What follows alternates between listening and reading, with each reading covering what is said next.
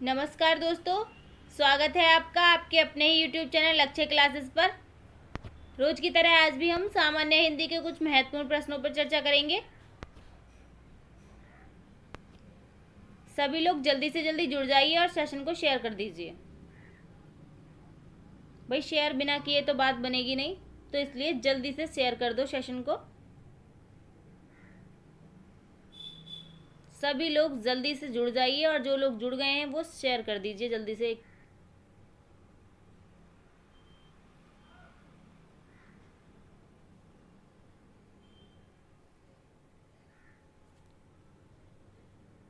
चलिए विचार पे आ जाते हैं, विचार पढ़ लेते हैं। जीतने वाले अलग चीजें नहीं करते हैं, वो चीजों को अलग तरह से करते हैं। बहुत ही अच्छी लाइन है और आपकी लाइफ के लिए तो बहुत ही ज़्यादा महत्वपूर्ण होने वाली लाइन है ये। जो जीतने वाले हैं वो अलग चीज़ें नहीं करते हैं, कोई मंगल ग्रह के प्राणी नहीं है, वो बस चीज़ों को अलग तरह से करते हैं। वो जो जीतने वाले लोग होते हैं, चीज़ें वही हैं सबके पास वही बुक्स हैं, वही पेन हैं, वही सब कुछ हैं। बस क्या है, वो उन्हीं चीज़ों को अलग तरीके से करते हैं। अलग तरीके से कैसे करते हैं कि आप एक बच्चा है वो 1 2 3 4 ऐसे बुक इकट्ठी कर लेता है। किसी ने बता दी वो बुक ले लो, किसी ने बता दिया वो बुक, उस बुक को भी खरीद लो, उसको भी पढ़ो, उसको भी पढ़ो। एक तो कन्फ्यूजन हो गया। 4 बुक एक ही सब्जेक्ट की खरीद ली। और एक बच्चा है वो एक ही बुक को 4 बार पढ़ रहा है। इस बात में बहुत अंतर है। चीज़ें वही हैं, बुक आप भी पढ़ रहे हो, बुक वो भी पढ़ रहा है, लेकिन क्या हो रहा है इसमें, चीज़ें नहीं बदली हैं, लेकिन चीज़ों को अलग अलग तरह से किया जा रहा है ना।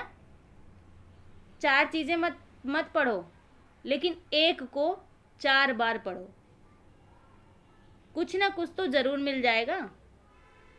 एक चीज़ को यदि 4 बार पढ़ोगे तो एक ही प्रश्न को आप 4 बार पढ़ लो तो शायद आपको प्रश्न के बारे में पूरी नॉलेज हो जाए कि ये प्रश्न आखिर पूछ क्या रहा है, और आप उस प्रश्न को कभी ना भूलो।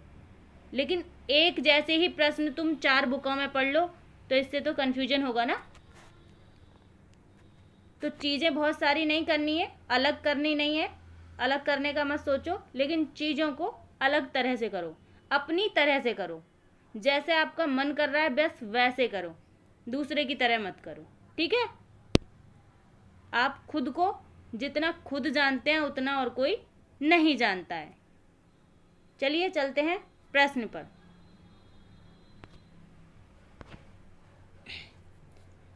आज का प्रश्न है हमारा, प्राचीन शब्द विशेषण के किस प्रकार में आता है।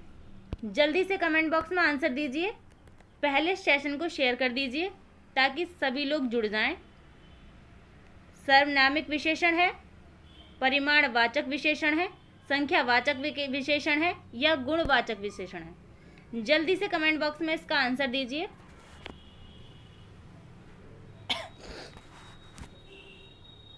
जल्दी से इसका कमेंट बॉक्स में आंसर दीजिए और सेशन को शेयर भी कर दो। भाई मैं बार बार कहती हूँ ये अच्छी बात नहीं है, आपको पहले से ही शेयर कर देना चाहिए, है ना। हमारा टीचर का धर्म है पढ़ाना बच्चे को, हम पढ़ा रहे हैं, लेकिन आप अपना धर्म पूरा नहीं कर रहे हैं। आपका धर्म है सेशन को लाइक शेयर करना, वो आप बिल्कुल पूरा नहीं करते हैं, है ना। चलिए कोई बात नहीं, आंसर ले लेते हैं इसका। ये बहुत ही महत्वपूर्ण प्रश्न है। आंसर क्या होगा इसका, डी ऑप्शन इसका बिल्कुल सही है। ये क्या है, गुणवाचक विशेषण है। कैसे है गुणवाचक, ये एक बार हम देख लेते हैं। पहले हम प्राचीन का अर्थ जान लेते हैं। प्राचीन का मतलब होता है पुरातन या पुराना, ठीक है। जो कभी बहुत साल पहले अस्तित्व में आया हो उसे कहते हैं प्राचीन, ठीक है। अब देख लेते हैं कि इसमें गुणवाचक विशेषण कैसे है। जो विशेषण शब्द किसी संज्ञा या सर्वनाम के आकार, प्रकार, गुण, दोष, रूप, रंग, स्वभाव आदि का बोध कराते हों उन्हें हम क्या कहते हैं, गुणवाचक विशेषण कहते हैं, ठीक है। तो आपको समझ में आ गया होगा कि इसे हम गुणवाचक विशेषण में क्यों रख रहे हैं। इसलिए रख रहे हैं इसे गुणवाचक विशेषण में। उदाहरण से समझ लेते हैं। यह बहुत प्राचीन मंदिर है। प्राचीन क्या हो गया, उस मंदिर की विशेषता बता रहा है, वो भी कौन सी? गुण वाली। प्राचीन मंदिर है ना। ऋग्वेद प्राचीन ग्रंथ है। ऋग्वेद क्या है? प्राचीन ग्रंथ है, पुराना ग्रंथ है। इसके बारे में ये गुण बता रहा है, इसका गुण है, प्राचीन है वो। मेरे पास नीली कार है। नीली क्या है? ये गुण बता रहा है कार का। कार कैसी है? नीली है। ठीक है, चलिए चलते हैं अगले प्रश्न पर। आशा करती हूँ आपको अच्छे से समझ में आ गया होगा। प्रश्न है हमारा, निम्नलिखित में से कौन सा शब्द व्यक्तिवाचक संज्ञा है? संज्ञा मैंने पहले भी कराया है आपको। जल्दी से कमेंट बॉक्स में आंसर दीजिए। मैं चाहती हूँ ये प्रश्न सभी का सही होना चाहिए, ऐसा प्रश्न एग्जाम में आता है। जल्दी से आप आंसर दीजिए इस प्रश्न का। मेरे सेशन में आपको कोई भी दिक्कत हुआ करे, आप कमेंट बॉक्स में उस बात को लिख सकते हैं। मैं अगली वीडियो में उसका समाधान ज़रूर करूँगी। किसी प्रश्न पे कोई डाउट हो, किसी भी प्रकार का हिंदी से संबंधित कोई भी प्रश्न हो, आप मुझे कमेंट बॉक्स में बता सकते हैं। चलिए आंसर ले लेते हैं। व्यक्तिवाचक संज्ञा कौन सी होगी? इसमें गाय होगी, पहाड़, यमुना या आम? आंसर क्या होगा इसका? आंसर होगा सी। यमुना क्या है? व्यक्तिवाचक संज्ञा है। किसी व्यक्ति, स्थान या वस्तु का जिससे बोध होता है उसे हम व्यक्तिवाचक संज्ञा कहते हैं। यहाँ गंगा होता तो भी व्यक्तिवाचक होती, किसी का नाम होता तो भी व्यक्तिवाचक होती। ठीक है, लेकिन गाय क्या है? अब इसको देख लेते हैं। गाय है जातिवाचक संज्ञा। पहाड़ क्या है? पहाड़ भी एक जातिवाचक संज्ञा है। आम क्या है? ये भी एक जातिवाचक संज्ञा है, क्योंकि इसके बहुत सारे प्रकार होते हैं। ठीक है, किसी एक आम का नाम ले लेता। अच्छा, हम इसे पहचानते कैसे हैं ये मैं आपको एक बार बता देती हूँ कि इसमें व्यक्तिवाचक संज्ञा है। ठीक है,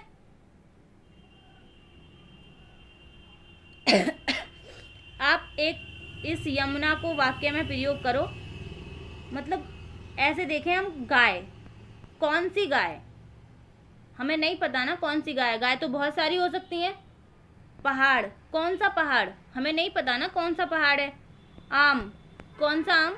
आम तो और भी बहुत सारे हो सकते हैं। लेकिन यहाँ क्या है? ये नदी तो है, लेकिन नाम दिया हुआ है। कौन सी नदी? यमुना नदी, है ना। कौन सी, जहां इस कौन सी का आपको जवाब मिल जाए वहां व्यक्तिवाचक संज्ञा होती है, प्रश्न ना उठे। और तीनों ऑप्शन को देख सकते हैं आप। इन तीनों ऑप्शंस में क्या हो रहा है? प्रश्न उठ रहा है। गाय, कौन सी गाय? पहाड़, कौन सा पहाड़? या आम, कौन सा आम? लेकिन इस यमुना वाले ऑप्शन पे प्रश्न नहीं उठ रहा। कौन सी नदी? तो आप बता सकते हैं भाई यमुना नदी। तो क्या हो गया? ये व्यक्तिवाचक संज्ञा हो गई। ठीक है, आंसर होगा इसका सी। चलते हैं अगले प्रश्न पर। प्रश्न है हमारा, निम्नलिखित में से कौन ट वर्ग में नहीं है? जल्दी से कमेंट बॉक्स में आंसर दीजिए। मैं एक वर्ग को हर वीडियो में लेती हूँ, क्योंकि ये प्रश्न एग्जाम में आते हैं इस तरह के और इनमें थोड़ा कंफ्यूजन हो जाता है बच्चों को जिन्होंने नहीं पढ़ी है वर्णमाला। तो जल्दी से कमेंट बॉक्स में आंसर दीजिए इसका। ट वर्ग में कौन सा नहीं आएगा? आप इसके लिए, जिस वर्ग के लिए पूछा है उस वर्ग को पूरा पढ़ सकते हैं। ऐसे ऐसे हम सबको आते होंगे, और ना आते हैं तो भाई याद कर लो, ये तो अब ज़रूरी है ही। फिर से फर्स्ट क्लास में पहुंच जाइए। चलिए आंसर ले लेते हैं ट वर्ग को पढ़ के। क्या होगा हमारा आंसर? होगा इसमें सी। घ जो है ये ट वर्ग में नहीं आता है, ये क वर्ग में आता है। ठीक है, और जो सभी वर्ण दिए हुए हैं ठ, ढ, ण, ये क्या है? ये ट वर्ग में आते हैं। चलिए चलते हैं अगले प्रश्न पर। बहुत ही महत्वपूर्ण प्रश्न है। विद्वान शब्द का स्त्रीलिंग होगा? जल्दी से कमेंट बॉक्स में इसका आंसर दीजिए। ये बहुत ही महत्वपूर्ण प्रश्न है और ये बहुत बार एग्जाम में पूछा गया है। विदुषी होता है, विद्वंती होता है, विद्यामती होता है, या विद्यावती होता है? जल्दी से आप कमेंट बॉक्स में आंसर दीजिए। विद्वान शब्द का स्त्रीलिंग क्या होगा?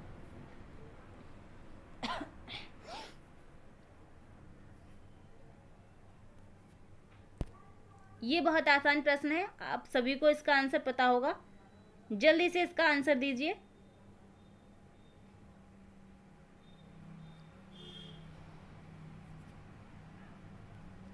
बहुत अच्छे, चलिए आंसर ले लेते हैं। आंसर क्या होगा इसका? ए। विद्वान शब्द का जो स्त्रीलिंग होता है वो विदुषी होता है। ठीक है, चलते हैं अगले प्रश्न पर।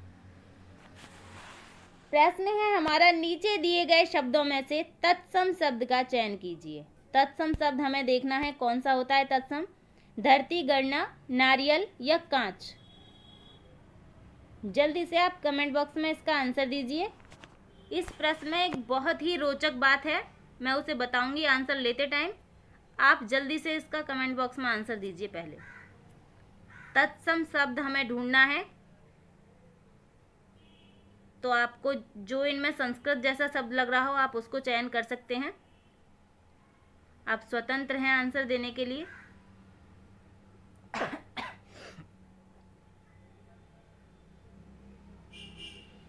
चलिए, बहुत हद तक लोग इस प्रश्न पे गलत दिशा में जाएंगे, लेकिन कोई नहीं, आंसर सबको पता चल जाएगा।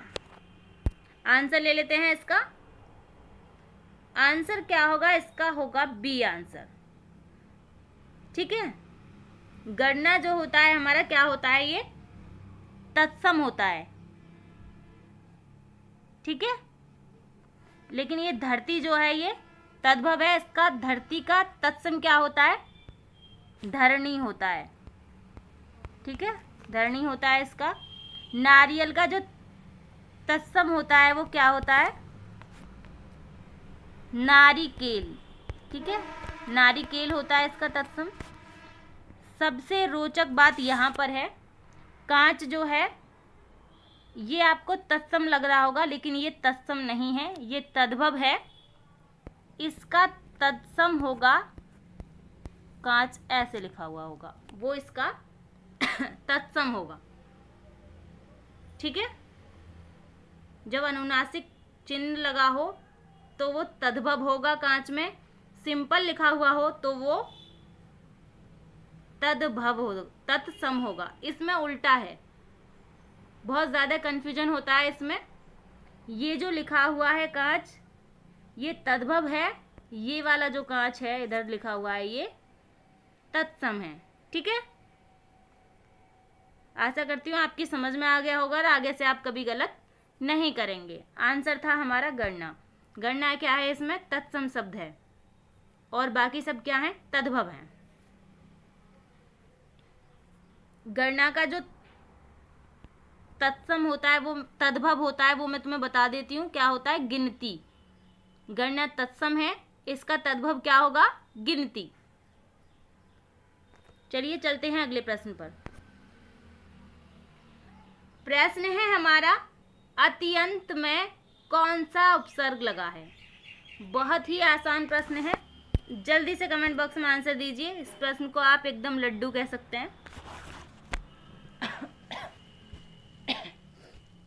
जल्दी से इसका कमेंट बॉक्स में आंसर दीजिए, बहुत आसान प्रश्न है ये।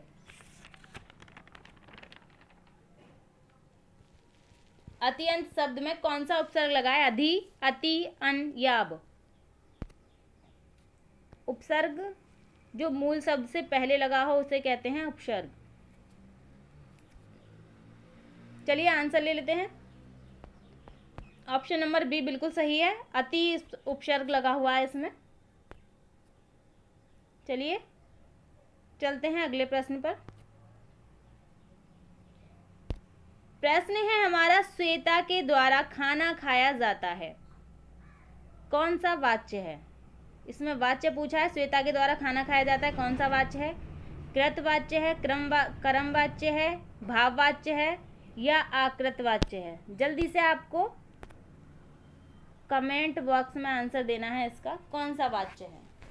वाच्य भी बहुत महत्वपूर्ण होते हैं, ये भी एग्जाम में एक प्रश्न आता है इनसे। अक्सर बच्चों का गलत हो जाता है। चलिए जल्दी से कमेंट बॉक्स में आंसर दीजिए।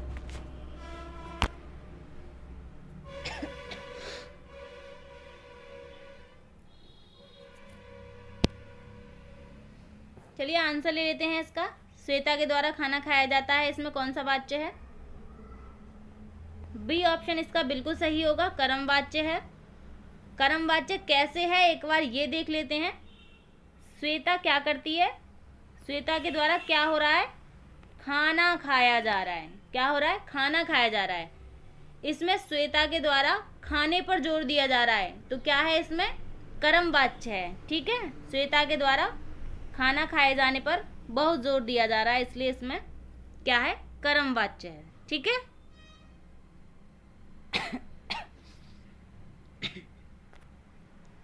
चलिए चलते हैं अगले प्रश्न पर। प्रश्न है हमारा, पंचवटी में कौन सा समास है? जल्दी से कमेंट बॉक्स में आंसर दीजिए। द्विगु समास है, बहुव्रीहि समास है, तत्पुरुष समास है, कर्मधारय समास है। जल्दी से आप कमेंट बॉक्स में आंसर दीजिए।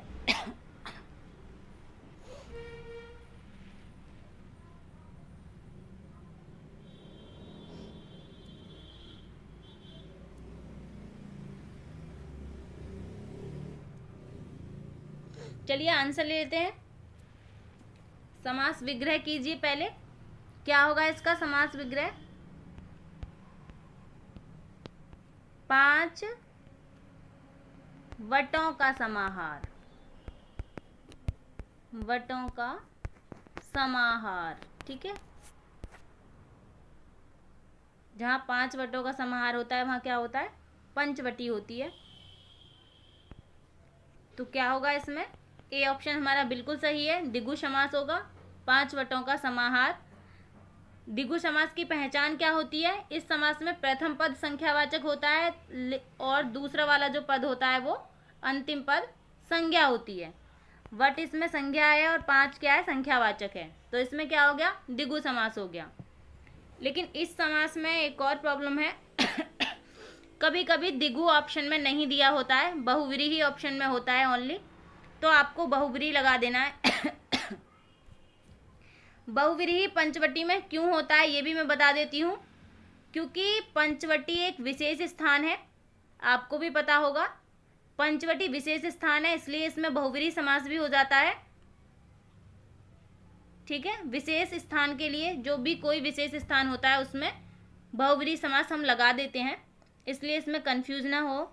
और इसमें बहुव्रीहि समास भी लगा सकते हैं यदि द्विगु ना हो ऑप्शन में तो, लेकिन सबसे पहले इसमें द्विगु समास ही होगा। ठीक है, चलिए चलते हैं अगले प्रश्न पर। ये अपवाद टाइप में आता है, अपवाद समझ सकते हैं इसको, बहुव्रीहि में अपवाद में आता है। ठीक है,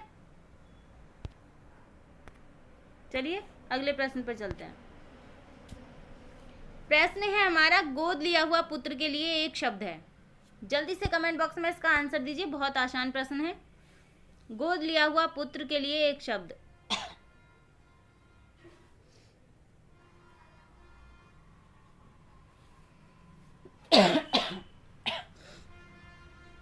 जल्दी से आंसर दीजिए, कौन सा आंसर होगा गोद लिया हुआ पुत्र के लिए एक शब्द? दंतचित, दंतक, ताज्य या दंपत्ति? जल्दी से आंसर दीजिए इसका कमेंट बॉक्स में, क्या होगा? चलिए आंसर ले लेते हैं।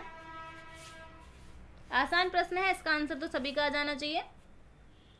चलिए, बी ऑप्शन इसका बिल्कुल सही होगा, दत्तक पुत्र होता है। गोद लिए हुए पुत्र के लिए क्या कहते हैं? दत्तक पुत्र कहते हैं। ठीक है, अब हम एक बार शुरू से देख लेते हैं इनका अर्थ क्या होता है, कभी ये भी आ जाए। दंतचित किसे कहते हैं? किसी काम को चित लगाकर करने वाला जो व्यक्ति होता है उसे दंतचित कहते हैं। ठीक है, ताज्य किसे कहते हैं? जिसे त्याग देना उचित हो उसे क्या कहते हैं? हम ताज्य कहते हैं। कोई वस्तु है या व्यक्ति है जिसे त्याग देना उचित हो उसे ताज्य कहते हैं।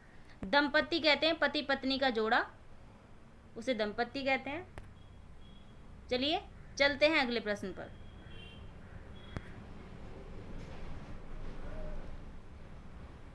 प्रश्न है हमारा, धवल शब्द का अर्थ नहीं है। धवल शब्द का अर्थ क्या नहीं है ये आपको बताना है। श्वेत, फिटकरी, निर्मल या स्वच्छ।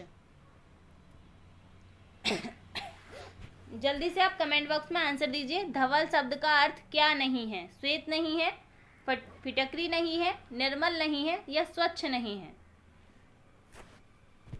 ये प्रश्न भी बहुत अच्छा प्रश्न है।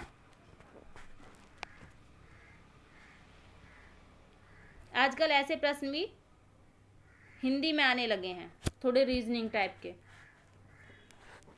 चलिए आंसर ले लेती हूँ इसका।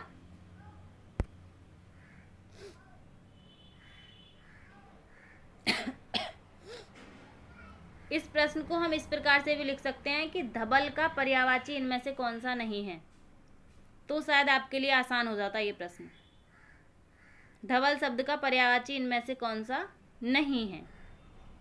ठीक है, चलिए आंसर ले लेते हैं। श्वेत जो है ये धवल शब्द का पर्यायवाची है, निर्मल भी धवल शब्द का पर्यायवाची है, स्वच्छ भी धवल का पर्यायवाची है, या ये तीनों धवल के अर्थ हैं। लेकिन बी ऑप्शन हमारा बिल्कुल सही होगा, फिटकरी धवल का पर्यायवाची अर्थ नहीं है।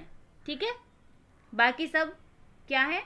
धवल शब्द के पर्यायवाची हैं लेकिन फिटकरी नहीं है। फिटकरी क्या है? फिटकरी जो है एक मिश्रण रासायनिक है, एक ऐसा मिश्रण है जो रासायनिक है और किस चीज़ के लिए काम आता है? ये औषधि तथा पानी को अलग करने के लिए, स्वच्छ करने के काम में आता है। ठीक है, एक मिश्र रसायन है ये। चलिए चलते हैं अगले प्रश्न पर। प्रश्न है हमारा, आपने बुलाया होता तो अवश्य आते। अर्थ के आधार पर वाक्य भेद। जल्दी से कमेंट बॉक्स में आंसर दीजिए। आपने बुलाया होता तो अवश्य आते। अर्थ के आधार पर वाक्य भेद बताना है। संदेहवाचक है, इच्छावाचक है, संकेतवाचक है या आज्ञावाचक है। जल्दी से कमेंट बॉक्स में इसका आंसर दीजिए।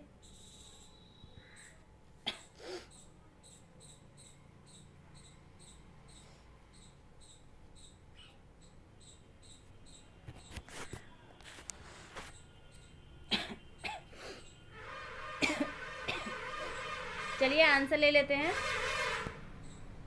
आपने बुलाया होता तो अवश्य आते, इसमें क्या है? सी ऑप्शन हमारा बिल्कुल सही है। संकेतवाचक वाक्य है ये। कैसे है संकेतवाचक, ये और देख लेते हैं। आप संकेतवाचक वाक्य में एक वाक्य दूसरे की संभावना पर निर्भर होता है, स्वतंत्र नहीं होता है। एक वाक्य दूसरे वाक्य की संभावना पर निर्भर होता है। आपने बुलाया होता तो अवश्य आते, मतलब समझ रहे होंगे आप, इनवाइट ही नहीं किया यार, निमंत्रण नहीं था, कैसे आते, वो वाला भाव है इसमें। संकेतवाचक है, उसकी ओर हम संकेत कर रहे हैं कि भाई निमंत्रण नहीं है तो कैसे जा सकते हैं, है ना। निमंत्रण होता तो जाते, दावत खाते, रसगुल्ले खा लेते, है ना। तो इसमें क्या होगा? संकेतवाचक वाक्य होगा। आपने बुलाया होता तो अवश्य आते। चलिए चलते हैं अगले प्रश्न पर। प्रश्न है हमारा, नीचे लिखे शब्दों का वह जोड़ा चुनिए जो एक दूसरे के विलोम ना हो। जल्दी से आपको कमेंट बॉक्स में आंसर देना है इसका। ऐसा जोड़ा चुनना है जो एक दूसरे का विलोम ना हो, मतलब 3 जोड़े ऐसे हैं इनमें जो एक दूसरे के विलोम हैं। पहले प्रश्न को सही तरह से पढ़ा करो, उसको समझा करो, तब उसका आंसर दिया करो। कदाचार दुराचार, गौरव लाघव, गरिमा लघिमा, अभिज्ञ अनभिज्ञ। जल्दी से आप कमेंट बॉक्स में इसका आंसर दीजिए। 4 ऑप्शन पहले ध्यान से पढ़िए फिर आंसर दीजिए।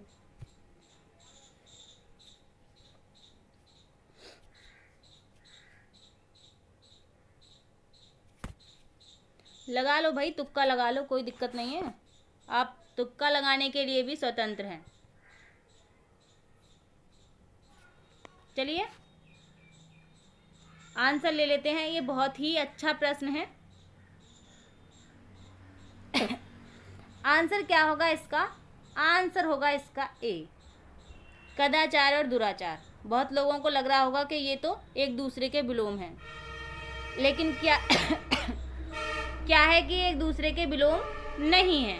कदाचार और दुराचार शब्द समानार्थी शब्द हैं, एक जैसे ही तो शब्द हैं कदाचार और दुराचार। इसका विलोम कदाचार का क्या होता है? सदाचार होता है। ठीक है, यदि सदाचार होता है तब विलोम होता, कदाचार और दुराचार तो एक ही बात हो गई। तो ऑप्शन हमारा ए बिल्कुल सही है। गौरव लाघव ये विपरीत हैं एक दूसरे के। गरिमा लघिमा ये भी एक दूसरे के विलोम है। अभिज्ञ अनभिज्ञ ये भी एक दूसरे के विलोम हैं, लेकिन कदाचार और दुराचार ये समानार्थी शब्द हैं। विलोम होता तो इसमें सदाचार होता। ठीक है, चलिए चलते हैं अगले प्रश्न पर। प्रश्न है हमारा, आदिकाल को वीरगाथा काल किसने कहा है?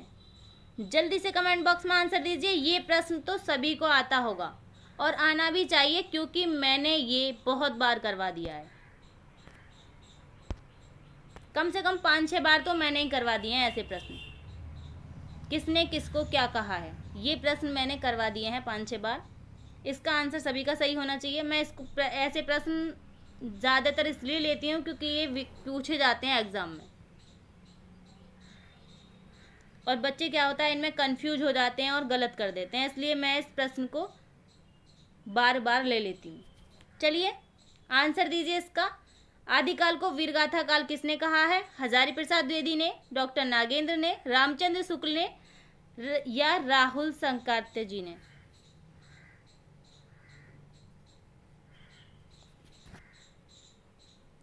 जल्दी से कमेंट बॉक्स में आंसर दीजिए।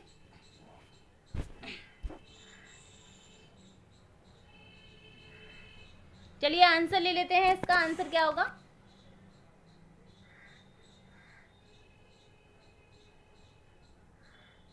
हाँ लगाओ लगाओ, हजारी प्रसाद द्विवेदी लगाओ सब। आंसर होगा इसका सी, रामचंद्र शुक्ल ने कहा था आदिकाल को वीरगाथा काल। ठीक है, हजारी प्रसाद द्विवेदी ने क्या कहा था? हजारी प्रसाद द्विवेदी ने कहा था आदिकाल को आदिकाल ही रहने दो। आदिकाल ही ठीक लग रहा है मुझे, तो इन्होंने आदिकाल ही कहा था। ठीक है, लेकिन राहुल संकार्त्यान ने क्या कहा था? इन्होंने कहा था सिद्ध सामंत काल। वीरगाथा काल, इन्होंने आदिकाल को क्या कहा था? सिद्ध सामंत काल। ठीक है, वीरगाथा काल किसने कहा है? रामचंद्र शुक्ल ने। चलिए चलते हैं अगले प्रश्न पर। प्रश्न है हमारा,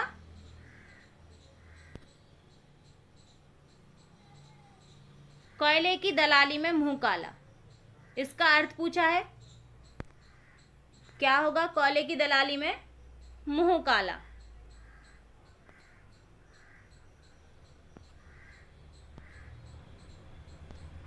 चलिए प्रश्न है हमारा, कोयले की दलाली में मुंह काला,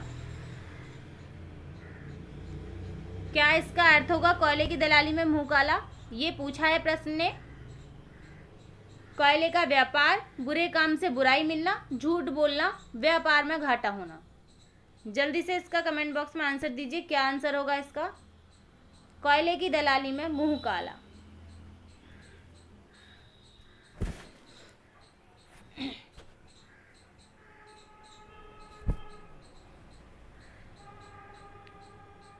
चलिए आंसर ले लेते हैं। ये मैं पहले भी करवा चुकी हूँ। बी ऑप्शन इसका बिल्कुल सही होगा, बुरे काम से बुराई मिलना, कोयले की दलाली में मुंह काला। गलत करोगे तो गलत ही फल प्राप्त होगा, बुरे काम करोगे तो बुराई ही मिलेगी। ठीक है, अब कोयला काला होता है, इसकी दलाली करोगे तो मुंह तो काला होगा ही भाई। चलिए चलते हैं अगले प्रश्न पर। प्रश्न है हमारा, हथेली पर सरसों नहीं जमती, इसका अर्थ पूछा है। सरसों के लिए जमीन चाहिए, हथेली नहीं। हर काम में मनमानी नहीं चल सकती। काम के लिए समय चाहिए, जब चाहो तभी काम नहीं हो सकता। सफलता समय पर आता है, आती है होनी चाहिए थी। चलो कोई बात नहीं है, सब सफलता समय पर आती है। जल्दी से आप कमेंट बॉक्स में आंसर दीजिए, आंसर क्या होगा?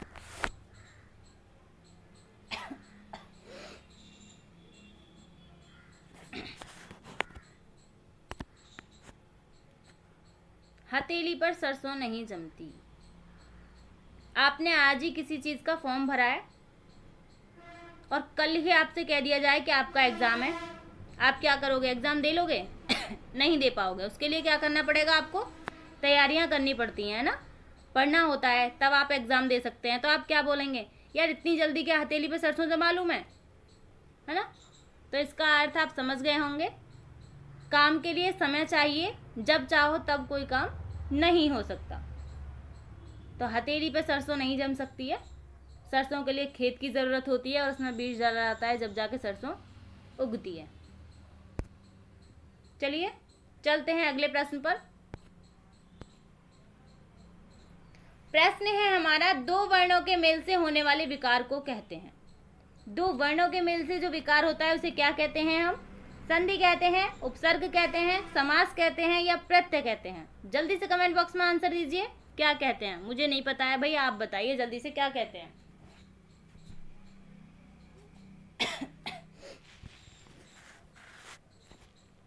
दो वर्णों के मेल से होने वाले विकार, जल्दी से बताइए क्या कहते हैं। बहुत ही आसान प्रश्न है।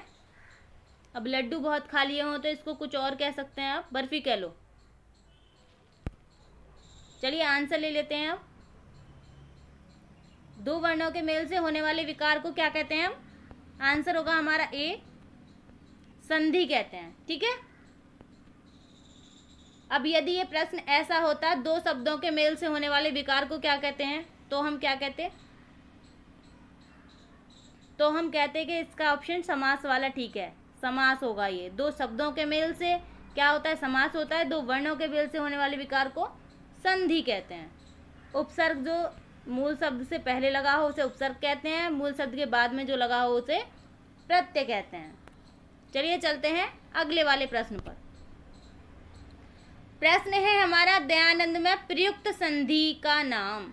दयानंद शब्द दिया हुआ है और पूछा है इसमें संधि बताइए। गुण संधि है, दीर्घ संधि है, व्यंजन संधि है, यण संधि है? जल्दी से इसका कमेंट बॉक्स में आंसर दीजिए, कौन सी संधि है? प्रश्न ये भी आसान है और महत्वपूर्ण भी है, आया है एग्जाम में कई बार।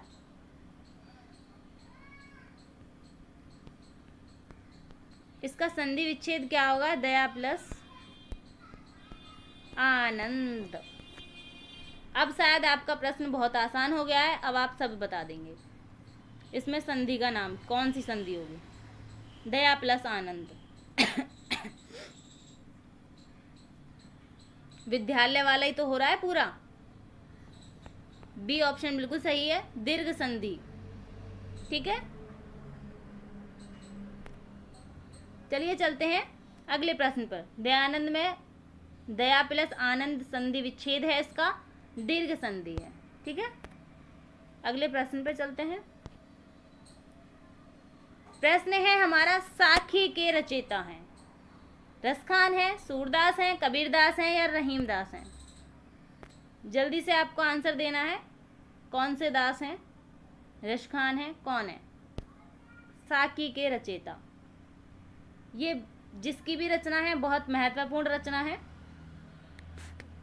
जल्दी से आप आंसर दीजिए।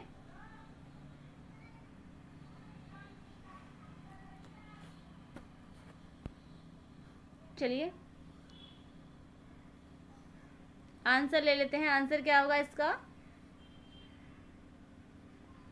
सी आंसर बिल्कुल सही होगा। साखी के रचयिता कौन है? कबीरदास हैं। साखी शब्द रमैनी कबीरदास की बहुत महत्वपूर्ण रचना है ये। ठीक है। चलिए चलते हैं अगले प्रश्न पर।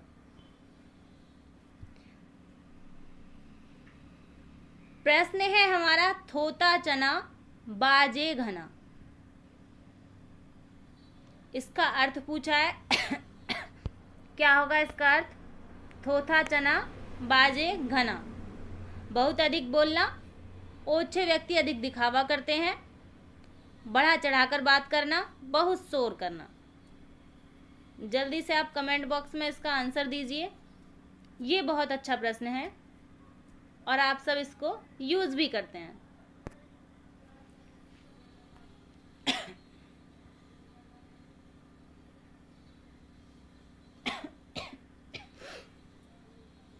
चलिए आंसर ले लेते हैं, इसका आंसर क्या होगा।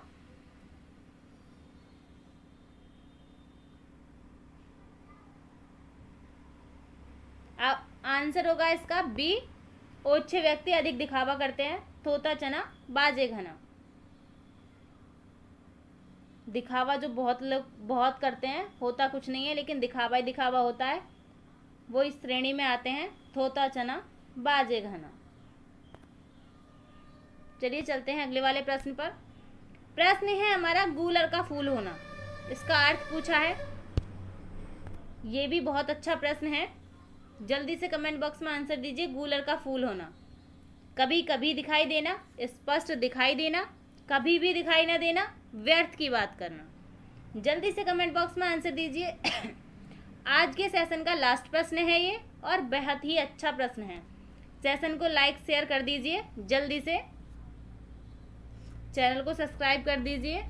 लाइक शेयर तो भाई बिना कहे ही कर दिया करो, अच्छी बात नहीं होती है, मैं रोज बोलती हूँ। अच्छे बच्चे बन जाओ लाइक शेयर करके, लाइक शेयर ही नहीं पढ़कर भी। चलिए, गूलर का फूल होना, आपने कभी गूलर का फूल देखा है? किसी ने नहीं देखा होगा। गूलर का पेड़ जिसके घर में होगा उसने भी गूलर का फूल नहीं देखा होगा। अब ये मत कहना कि गूलर पे फूल आता ही नहीं है, आता है, लेकिन गूलर का फूल देखा किसी ने नहीं है। क्या हो गया इसका आंसर? सी ऑप्शन इसका बिल्कुल सही है, कभी भी दिखाई ना देना। गूलर का फूल किसी को दिखाई नहीं देता, ठीक है।